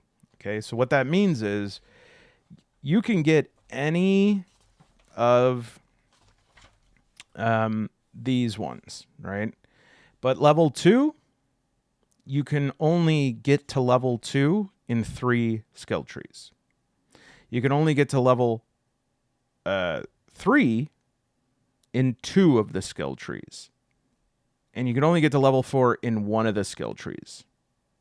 Okay, so you have to choose what route you want to go up, because at a certain point, once you lock in even 1 of the level 3s, you now can only have 1 other one that has a level 3. And so what this does is it gives you an opportunity for different builds, and you're going to need it. Honestly, it'll feel like a little bit of a relief, because level 4, a cost per skill is 10 points, right? That's 10 quests. So the point of this, right, is to, number 1, have like these cool ass like developments into these dominant characters, but it's also meant to close the gap in terms of the power difference between solo and group play. In my opinion, this is something that it's tough to get right. And the other option that you have is that you have to like either die fast, or you have to create a whole like troop, and it's hard to manage 4 people in player characters, in my opinion. Or you have to, I mean, you could still have companions, and you could still, you could do whatever you want, but I always want prizes and I always want treats. And so if you're anything like me, don't read these different skill trees until you're ready to start considering like which skill tree you want to go up, because some of these, if I do say so myself, are like super cool, especially as you get up higher. Here's another thing. Side A and side B, there starts to be limitations on how many you can go up different sides. All right. And so only 1 tree can ever reach level 4. All right. And once you get the level 4 one that you buy, say you get Mythic Bastion, don't look up what it is. I also tried to do a little bit of homage to other great games here. Then you can only get Grim Pact on level 4. You close off side B. So there is choices to be made. That's what this is all about. It's about choices, interesting choices. And we want to talk about all choices, big and small. And the last thing that we're going to talk about relative to Flint, I'm going to do a brief section at the end just on the reminder of how to do some of the rules and procedures of Cairn for those who want to stay for office hours. But as the video is already about 2 hours, I'm just going to finish out Flint here first. So we talked about what to do when you draw a quest card for minor arcana every 6 days. You draw another card. It represents your quest. If you fulfill it within 6 days, you get the advancement points. You can finish it early. All right. If you finish it in 3 days, you could pick up another card and start the next 6-day cycle early again. There's no benefit to that other than a faster accrual of those advancement points. But if you feel yourself starting to rush through those to get more advancement points, don't do that. And I also think that I hate to do this because, well, it's just not how I would have preferred to do it. But I think I wrote 2 bullet points on page 64 that as I read them again, I realized that I didn't fully develop the idea. And though I can sit here and explain it, I think the easiest thing to do would be to eliminate the last 2 bullet points in this first section of 64. And I'll just say what it says. It says, because I explain how to do the mission stuff at the beginning of this when I say how to interpret the quest draw. And then I go, okay, so let's recap. Every 6 in-game days, you draw 1 tarot and receive a new quest. This card becomes your active quest. Interpret it symbolically and fold it into your ongoing story. Check. Great. Then I say, you may have up to 2 active quests at a time. If you already have 2, you must complete one before drawing again. This was an idea that I wanted to do, and I just forgot to close that thought. And so I think on its own, I could attempt to explain it, but I would say just cross that off. And if you're at a point of expertise in this game that you feel like you understand that, go for it. I'll put out another edition of this, like a PDF update when I am able. And then you may take as long as you need to complete each quest. There is no failure condition. This is true, but the way that I'm saying this doesn't seem to make sense, because at the end of the 6-day period, if you don't fulfill the quest, discard it, you don't get the advancement point, and you get -1 for each failed or abandoned quest on your fate score. This is a new thing we haven't talked about yet. Don't worry. It's very, very simple. But basically, each time you get an advancement point and you succeed at a quest, you add, we'll just say that, what's the best way to do this? All right, so I think this will be the easiest way to show this. So your fate score starts at 0. I need a smaller clip. Your fate score starts at 0. Every time you succeed in a quest, it goes up +1. Okay. It can go all the way up to +3. Can't get any higher than that. And anytime you fail or abandon a quest, you would bring it down to bring it down 1 point to a minima of -3. Okay. At the end of a 30-day period, okay, and so this would be 5 6-day periods a month, you then look at your score. And if it is +2 or +3, you draw one of your major arcana cards. Okay. And that's why you keep them in a separate stack. And so we draw the Magician. And this is going to be like a very powerful card that is going to affect the meta narrative, like the plot line, what is happening in your campaign. All right. And so you get that, and you're going to go to your minor arcana cards. And again, we probably don't want to mix up the fate deck here. So we'll go to the roots deck, and you draw 3 minor arcana cards. And if you get a major arcana thing, you can just toss it back or whatever. But these are going to help you to understand your fate. All right. Just making sure. No. Yep. Okay.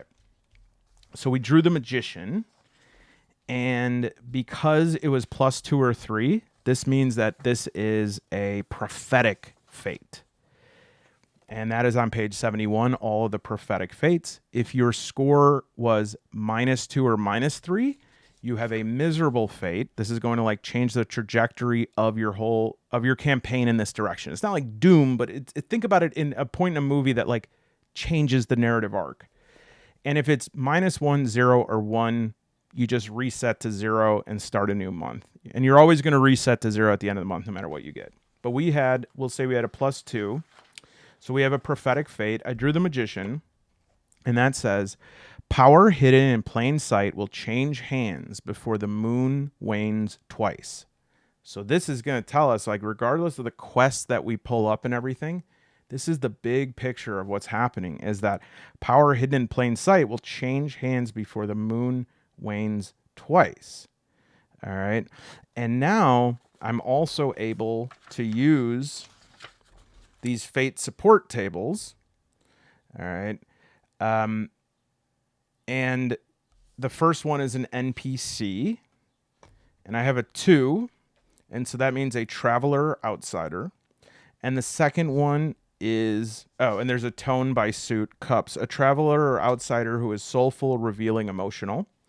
Location, I drew a 4, and that's a fortress or barracks. Okay. And because it's cups, that is in the southeast direction on your map. And then the last one is an elite enemy. And so I guess we're in the cups territory. Why don't we try to get something that's... We have a 6 of coins. So a 6 means a mad prophet or dream walker. And because it's coins, it means heavy, armored, or crushing. Okay. So let's review.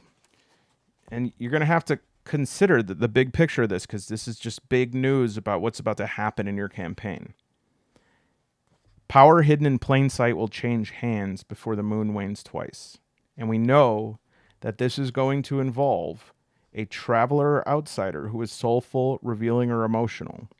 It's going to involve a fortress or barracks to the southeast, and it is going to involve and probably have a confrontation with a mad prophet or dreamwalker who is heavy, armored, or crushing. And if you complete this fate within the 30 days, this prophetic fate, you get a treasure. And so the treasure table, again, you pull a minor arcana, and we will do a Queen of Swords, an heirloom of sacred origin, and swords is defensive, binding, or severing. So that means you can, and you could use the tool inside the Warden's Guide or whatever game you're playing. You're going to get a treasure that is an heirloom of sacred origin. So it's going to be a very powerful treasure that is defensive, binding, or severing. So it could be a shield, it could be a cudgel, whatever it might be. All right. Now, equally, these cards would remain the same, but with a miserable fate, it is going to be the same process, okay, but it's going to have a darker tone to it. All right. And so in this one, the magician means a power misused will reveal what was never truly under your control. And so you see what like, even though the same things will happen and you have to interpret it that way, it's personal there. Whereas the prophetic fate is an adventure, something that happens. For the miserable fate, there's something that you were deceived about, that you personally are going to feel the pain of, okay? All right, so the last thing here is I'm just going to do some broad strokes about finishing off character creation and how some of the mechanics of Cairn work. If you've played first edition, pretty much the same, other than a bevy of new backgrounds, and in the Warden's Guide, tons of maps and further elaboration on different travel procedures and stuff like that. This is just going to be an intro overview thing. I really encourage you to grab Cairn if you can. I believe the PDF is free on cairnrpg.com. I think that's correct. But either way, you could also search for it on DriveThruRPG. So let's do it. All right, so you ever like have the thing, we don't need a GM screen, we have GM screen at home? When offered to get the GM screen in the backer kit, I was like, maybe I'll pass this time. I don't need it. And it's like, of course, I don't need any of this, but I choose to get it, and I always talk myself out of the GM screen, and then I always wish I had it, because it is the opposite of the bacon upgrade. The bacon upgrade is always a bad idea, and I don't want to hear about it. I love bacon too, but I don't like it that it's always undercooked, and when you chomp down on it, it slithers out of the burger like you can't separate the bacon. And I'm like, why did I pay $2 for this? $6, I could have got a pack of bacon. I just paid $2 for 2 sickly slices. So never get the bacon upgrade. Always get the GM screen upgrade, because now they don't sell it anymore as is. And I had to do the, and it even has like clippings from when I shaved. I shouldn't have been shaving with a GM screen, but I was trying to, Anyways, what's amazing about this, there's this 2-page summary as well. And this 2-page summary, you could pick up and play Cairn just using this, but having the GM screen, it's like, dang, this is just about it all. And it's got these excellent NPC tables as well. It's a D20, roll under 20 is always a failure. 1 is always a success. If there's more than one person trying to make a save simultaneously, whoever is at most at risk is going to be the one that needs to roll for the save. Let's just talk about how we handle attributes and HP and all that. Starting with character creation. The first thing you're going to do is you're going to roll on the backgrounds list. And once you do that, you're going to scoot to section 2. And so our background here, 4, we are a bone keeper on page 26. We'll come back to this character creation section once we handle this. This, in my opinion, is just like such a smooth system here. Background 4, you're a shepherd to the departed. You listen to the final whispers of the dead as they descend into the cold, unyielding earth. You know that to fully celebrate the gift of life, we must honor its finale as well.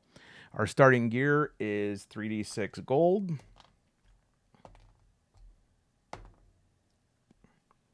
13.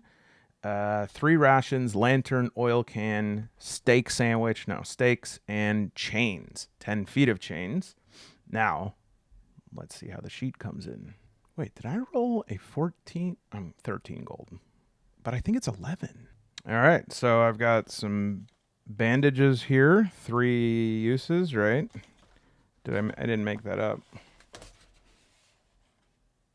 Oh, rations, 3 uses. But I do have 10 feet of chains, so we can get that right there. I'm just, like I said, all the way back at the beginning of the video, I perforated. And if I don't pay attention, I'm going to rip a lantern. How cool is this? Little oil can is 6 uses, and it has like 6 little bubbles to mark off. So we have a lantern, we have an oil can. Now, technically, the fatigue was meant to like be on the back of each of these tokens, so you could just flip them over. But I just keep everything over here, and then I can, switch it out if I need to, or I can quickly just like, glue it to the back. That'll work as well. I just love these skulls. They're like, they remind me of the skull I would draw in grade school when I was trying to draw a skull. And I'd be like, oh, why can't I draw a skull? And this person is just like, yeah, this is how I draw a skull. I love it. I don't see a steak, which kind of bums me out, but maybe I'm just missing it here. Because I feel like I always find the one character who doesn't have the pre-made stuff. Dagger club. It's a D6, so I could use anything that's a D6, but I want to have my person's thing. So no steak.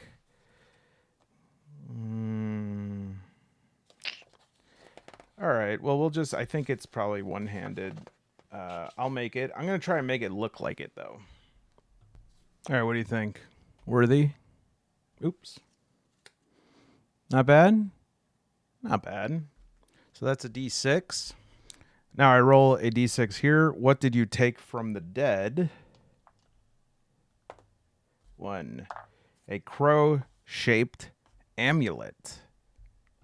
Check that out. You can ask a question of the dead, but must add a fatigue each time.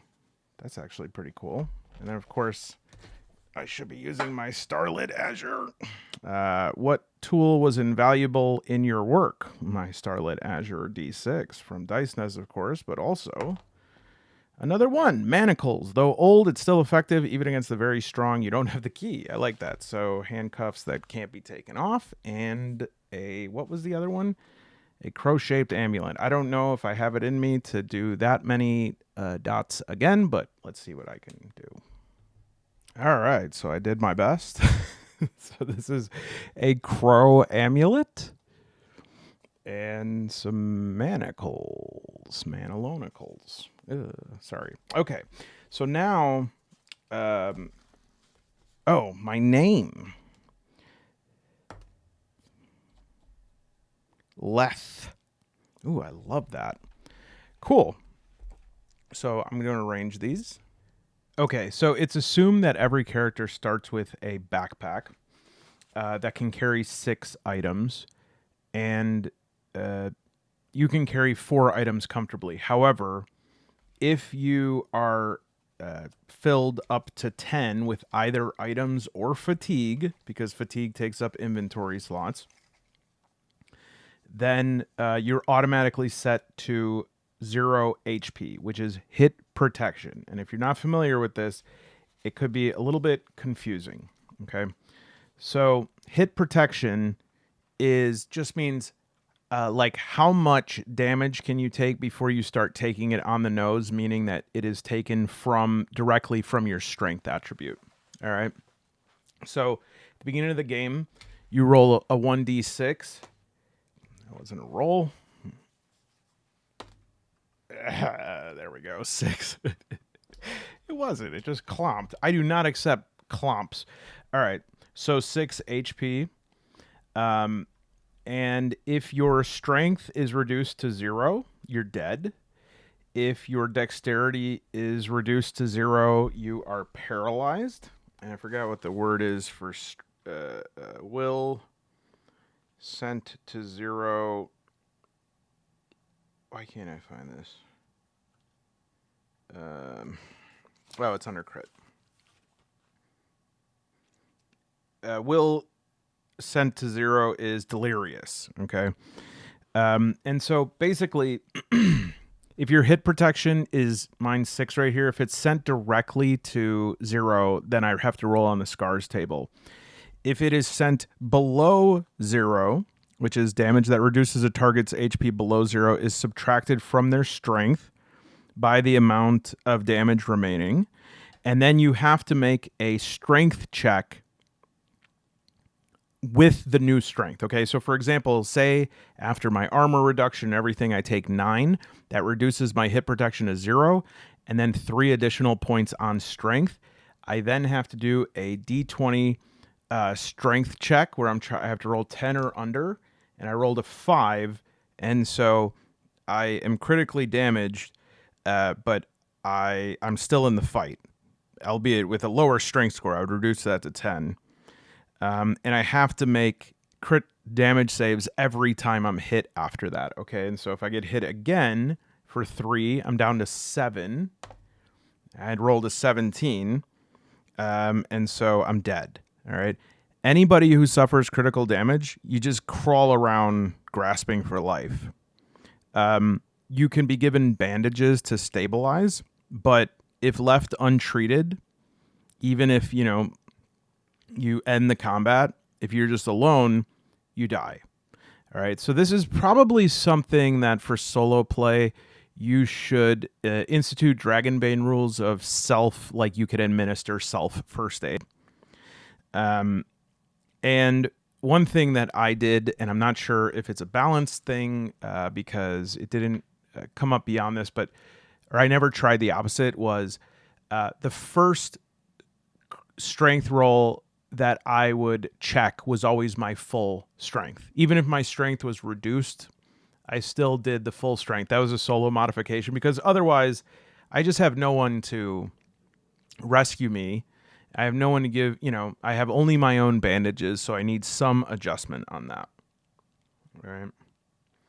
NPCs and monsters that fail crit damage save are considered dead.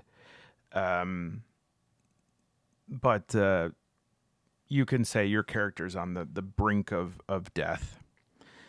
And so, yeah, once it goes out of the hit protection, goes beyond the armor, it comes out of that attribute. And if you ever get injured outside of combat, it comes out of the attribute as well. All right.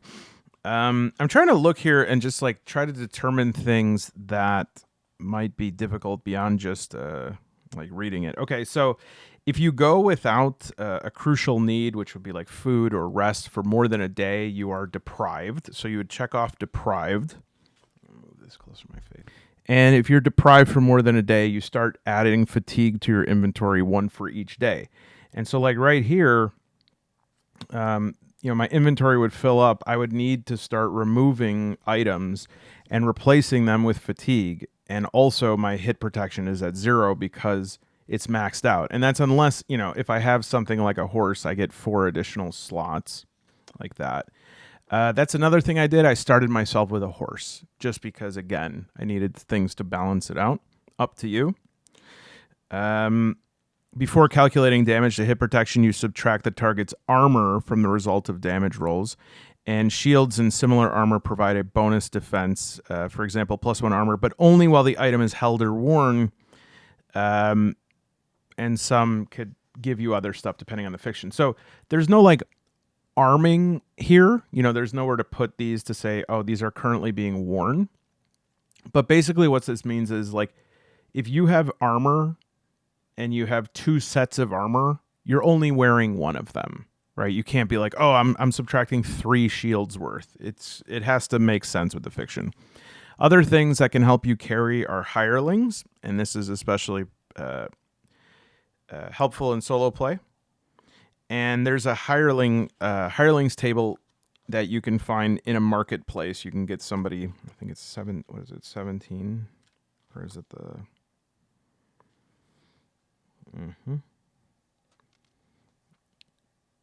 Yeah, so daily rate for alchemists, local guide, veteran bodyguard, etc., etc.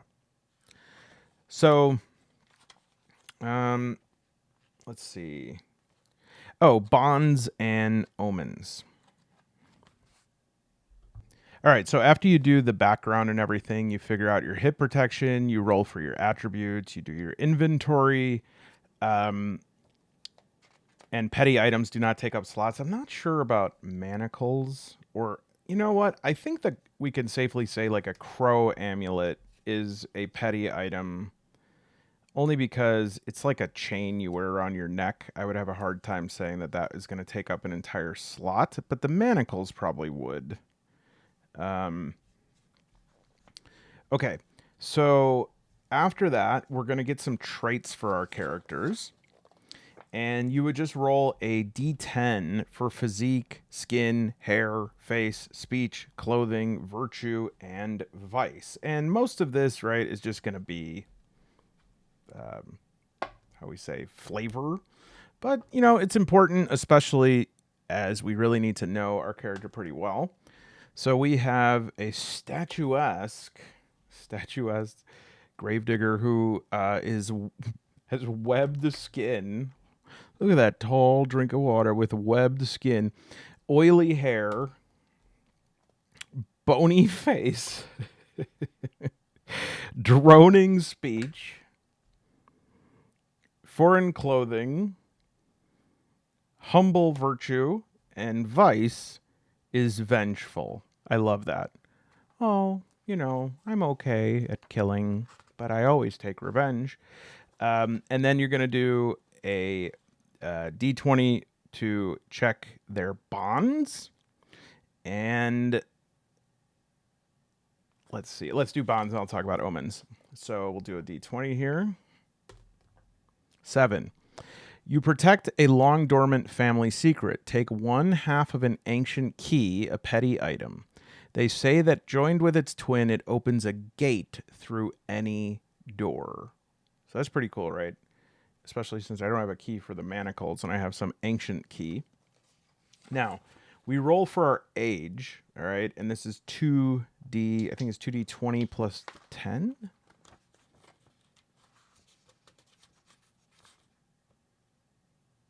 Oh, okay.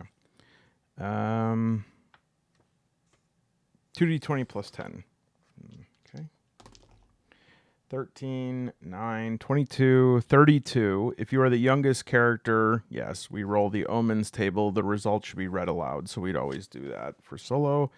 And we'll do a D20. 10. Strange cracks have appeared in the night sky, revealing a swirling vortex of light and color. Some say that the divide between realms is at its weakest in centuries and fear what may emerge from the other side. So I think that's pretty great. You have the option. You can start with like the major Arcana card with this.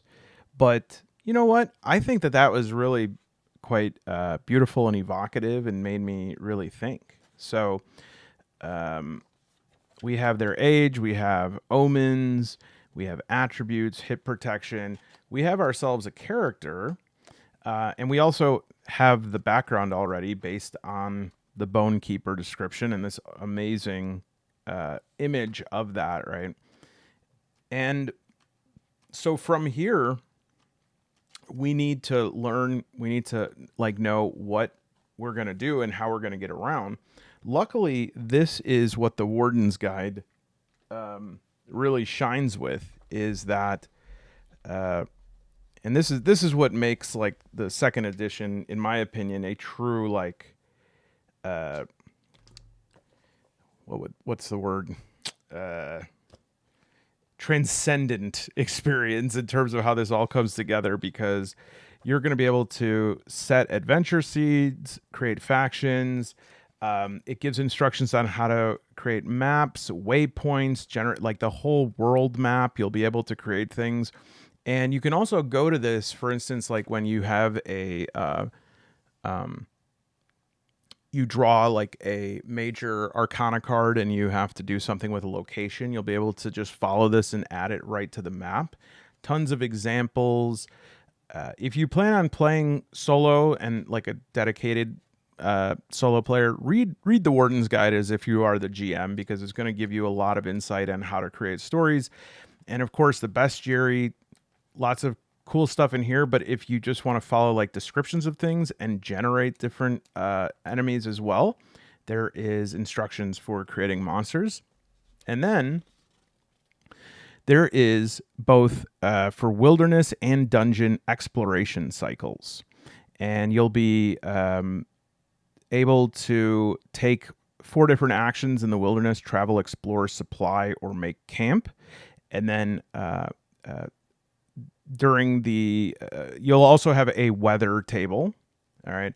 Now, each party member chooses a single wilderness action. In solo, I would choose 2. And I also think that you're going to have these events that come up at least once a day for wilderness events. And here's the dungeon exploration cycle as well.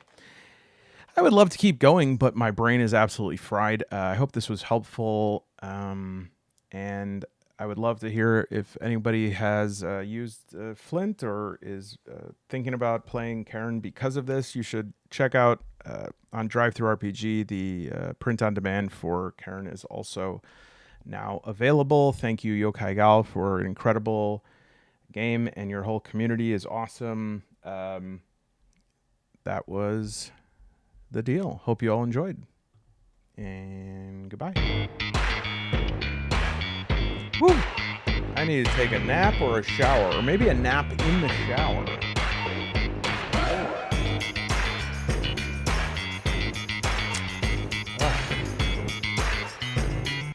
Oh, bye-bye.